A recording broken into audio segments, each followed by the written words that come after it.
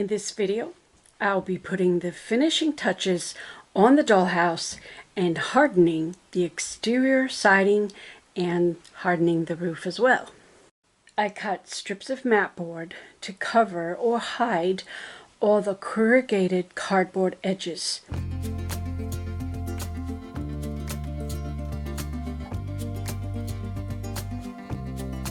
They're glued to the front edges.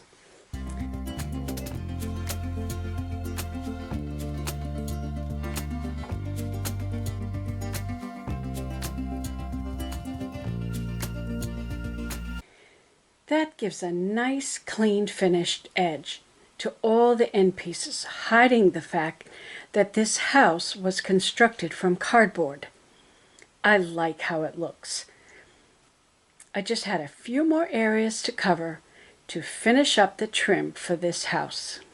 For this front piece, with my craft knife, I cut out a small section so I could butt it right up into the corner under the eaves. I make sure both pieces fit before I glue them in place. One final piece on the bottom. Now that the last pieces are cut, I lay the house down on its back side. Because the roof overhangs on the front and the back, I have to place the house on the corner of my work table so that it can lay flat. So the roof kind of overhangs over the edge of the table. I make sure that I have the right piece before I start applying glue. Don't put the glue on the wrong side. I've done that before too. One day, my cat knocked the house over and this corner got banged up, being that it is made of foam core, which is a soft material. After repairing that corner, I prepared a solution to harden the entire exterior of the house. Make sure your wall compound is well stirred before dispensing some of it. I mix wall compound with PVA glue 1:1 ratio. I think the Elmer's glue is kind of watery, so I think it best to add a little less of the glue. If there's too much water in the mix, it could cause the paper surface to buckle. I normally work with tacky glue, which is my preferred glue, and because it's a thicker bodied glue. But I was thinking, well, I'm probably going to use up a lot of glue for this because I got to cover the entire outside of all three walls plus the roof. I'm probably going to need a lot of glue. So I opted to use Elmer's glue because it's cheaper. I may do that differently in my next house. We'll see.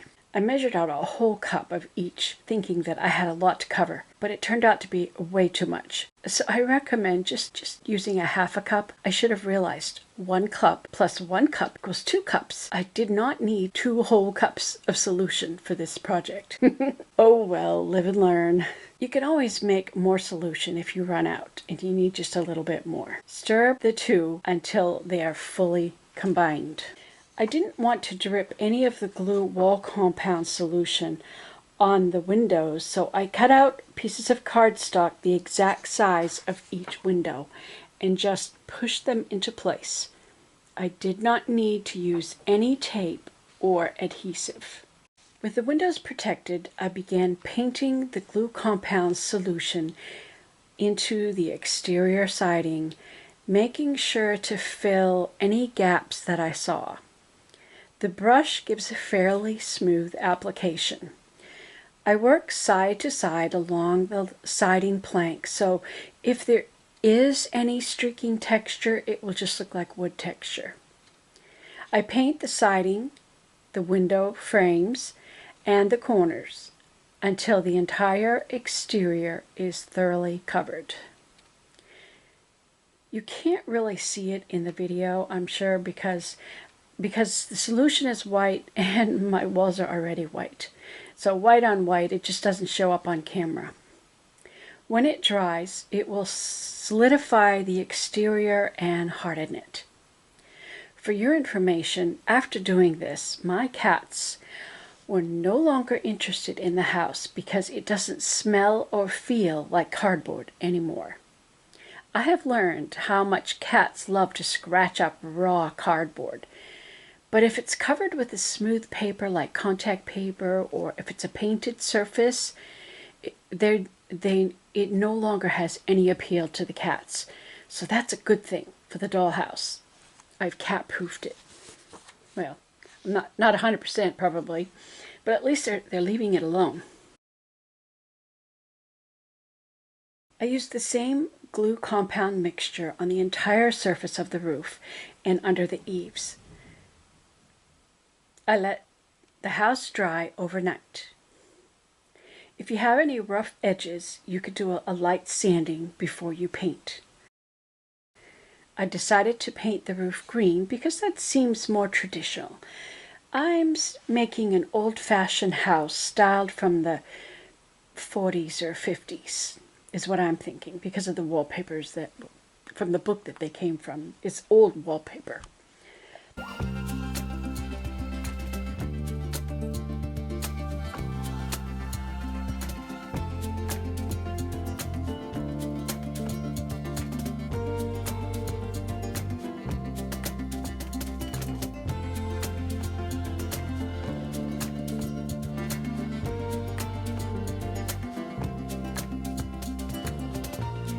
Since I have styled my roof to look like a tin roof, I wanted it to have a shiny appearance, so I painted on a layer of polyurethane, which also adds an extra layer of strength to the roof.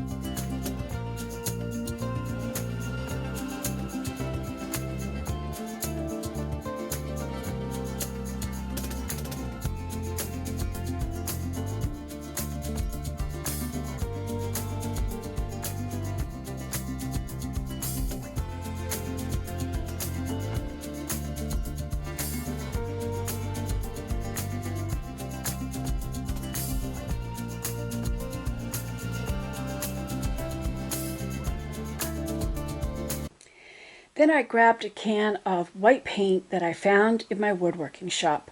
We do a lot of home DIY projects, so we have a lot of different supplies on hand most of the time. I told you earlier in this series that this house did not cost me anything except for the purchase of glue. The glue was the only thing I had to go out and buy. I am making this house from materials I already had on hand. Again, I'm painting white on white, so you probably can't tell that I'm actually painting the house, as it's not changing.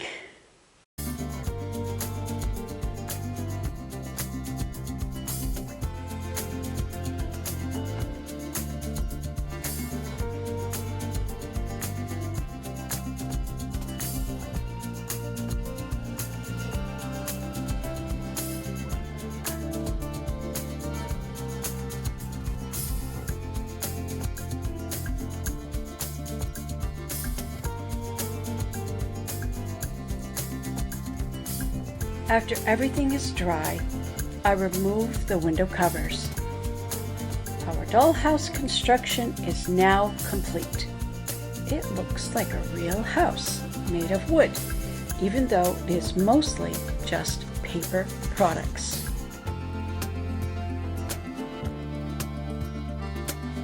My next series of videos will be the interior decorating. Things like curtains, rugs, kitchen cabinets, beds, sofa and chair, kitchen table and chairs, and other furnishings. I will continue to show you options for using or reusing materials you can likely find around your home. This is a very affordable project you could do. Please see my playlist for specifics on each part of the project. Thanks for watching.